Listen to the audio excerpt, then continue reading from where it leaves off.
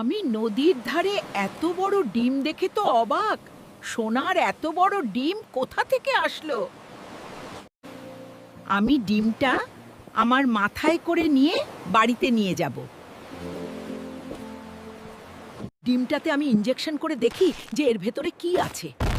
আরে বাবারে, এর ভেতর থেকে সোনার ডিম পাড়া সাপ বেরোচ্ছে দেখি। ওরে বাপরে বাপ, এই সব তো অনেকগুলো সোনার ডিম পারলো। এর ডিম বিক্রি করে তো আমি বড়লোক হয়ে যাব।